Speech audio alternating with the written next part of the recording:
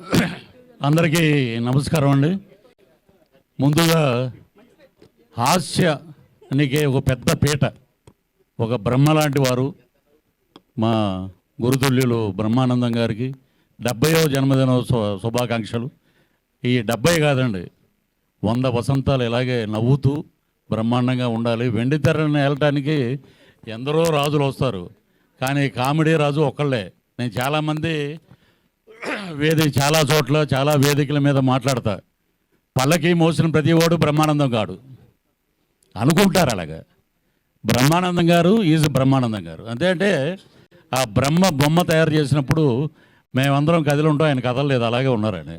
ఆయన గురువు గారు చాలా ఒక ఇంటర్వ్యూలో చెప్పారన్నమాట. సర్కస్ లైట్ అలా తిరుగుతా వచ్చి మా గురువు గారి మీద అలా ఉండిపోయింది అంతే.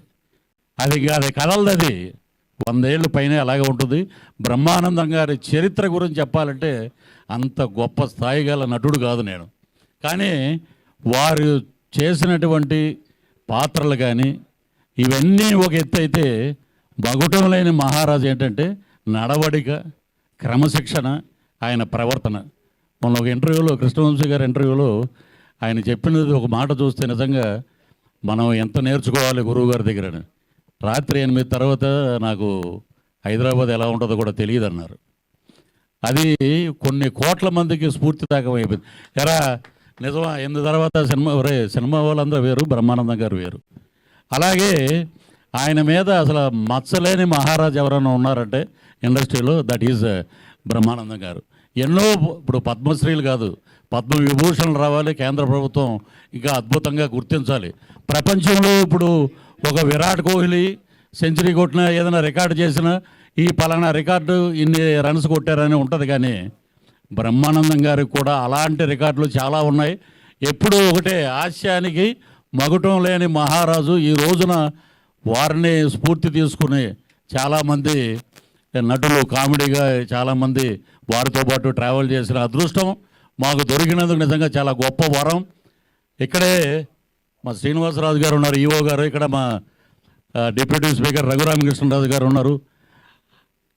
తిరుమల వెంకటేశ్వర స్వామిని ఆద్యంతం భక్తి శ్రద్ధలతో మనఃపూర్వకంగా నేను బ్రహ్మానందాన్ని నేను అనే మాట లేకుండా అందరూ బాగుండాలి, అందులో నేను ఉండాలని పూజ చేసి మాట్లాడే ఆ భగవంతుడితోటి సన్నిధానంలో కూర్చుని ఆ ధ్యానం చేసే ఫోటో ఈరోజు వచ్చింది. అది గూగుల్లో ఆయన కూర్చుని మెడిటేషన్ చేస్తుంటే నిజంగా ఏంటంటే ప్రపంచంతో సంబంధం లేదు, మా ఇంట్లో ఏ దేవుళ్ళు ఉండరు, ఓన్లీ వెంకటేశ్వర స్వామి ఫోటో, నిలువెత్తు ఫోటో ఉంటుంది.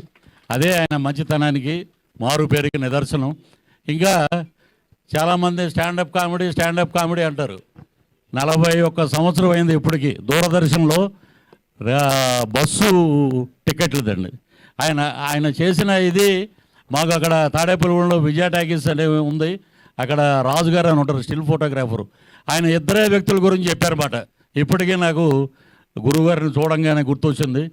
ఒకటి, పున్నమనగర్ రిలీజ్ అయినప్పుడు చిరంజీవి గారు పెద్ద స్టార్ అయిపోతాడు అంటే పక్కన వాళ్ళందరూ ఊరుకోరా నువ్వు అని అన్నారు. ఆయన మెగాస్టార్ అయిపోయాడు, ఊహించిన ఎత్తులో ఉన్నారు. అలాగే ఆ స్టాండప్ కామెడీ చూసి దూరదర్శన్లో వచ్చేటప్పుడు ఈయన చింపేస్తాడరా మొత్తం అన్నారు. మా జిల్లాలో 9 సంవత్సరాలు లెక్చరర్గా పనిచేశారు గురుగారు, కరెక్ట్. కాబట్టి మా పశ్చిమ గోదావరి జిల్లాలో ఉన్నారు కాబట్టి జిల్లాకి పెద్ద పేరు వచ్చింది. మా ఇంటికి 4వ ఇల్లు రేలంగి వెంకటరామయ్య గారు. అలాగే ఒక బ్రహ్మానందం గారు, అత్తిలి వెళ్తే బ్రహ్మానందం గారి పేరు అసలు మారు మోగిపోద్ది. అత్తిలని కాదు, ప్రపంచం మొత్తం ఎక్కడికి వెళ్ళినా, ఏ స్ట్రెస్ వచ్చినా, ఎటువంటి సమస్యలు వచ్చినా, ఏమైనా రాజకీయ నాయకులు కానీ, ముఖ్యమంత్రులు కానీ, దేశ ప్రధానులు కానీ, పివి నరసింహ గారు కూడా బ్రహ్మానందం గారు కామెడీ చూసి రిలాక్స్ అయ్యేవారంట. ఇంతకన్నా గొప్ప వరం ఇంకేం కావాలండి? డబ్బులు సంపాదించుకుంటాం అందరం, అది కాదు. మానవత్వపు విలువలు కాపాడిన ఒక నటుడు అన్ని రకాల పాత్రలు పోషించారు. ఆయన పాత్ర పోషించింది లేదు, అద్భుతం. ఒక డిక్షనరీ, ఒక పెదబాల శిక్ష బ్రహ్మానందం గారు. దాంట్లో ఒక పేజీ తిరగేసాం అంతే. ఎన్నో పేజీలు ఉన్నాయి, ఒక పేజీ తిరగంగానే మనం ఏదో పెద్ద అయిపోయామని ఉంటుంది. చాలా తప్పు. డౌన్ టు ఎర్త్ ఉండాలి. ఎప్పుడూ బ్రహ్మానందం గారిని ఫాలో అవుతూ ఆయన ఇంకా నిత్య యవ్వనవంతుడుగా 70 ఏళ్ళు కాదు 100 ఏళ్ళు పైచులకు ఇలాంటి పుట్టినరోజులు జరుపుకోవాలని మనస్ఫూర్తిగా కోరుకుంటూ గురువుగారి సినిమాలో ఒక డైలాగు మేము అటు పొలిటికల్గా గాను మామూలుగా సినిమాల్లో కానీ చుట్టాలు కానీ ఎవరు వచ్చినా కూడా ఒకటి వాడేస్తుంటామండి. ప్రతిసారి దీని ఎంట్రీ ఏమిట్రా అనేది అది చుట్టాలు వచ్చారనుకోండి ఇంటికి గబగబా ఏమంటే పలానా తాడేపూర్ నుంచి మన వాళ్ళు వచ్చారంటే ప్రతిసారి ఈడెంట్రీ ఏమిట్రా అలాగ ప్రతి వాళ్ళు అలాగ దాన్ని అన్వయించుకుంటున్నారు. ఆయనతో పాటు మేము జర్నీ చేసినందుకు నిజంగా చాలా గొప్పగా ఫీల్ అవుతూ ఈ అవకాశం ఇచ్చినందుకు అందరికీ పేరు పేరున కృతజ్ఞతలు తెలియజేస్తూ మా ఆశ బ్రహ్మ 100 ఏళ్ళు హాయిగా నిండు 100 ఏళ్ళు ఉండాలని మనస్ఫూర్తిగా ఆ లక్ష్మీ నరసింహస్వామిని ప్రార్థిస్తూ సెలవు తీసుకుంటాను. జై Hind. Thank you sir, thank you so much for your valuable words. So next మాట్లాడడానికి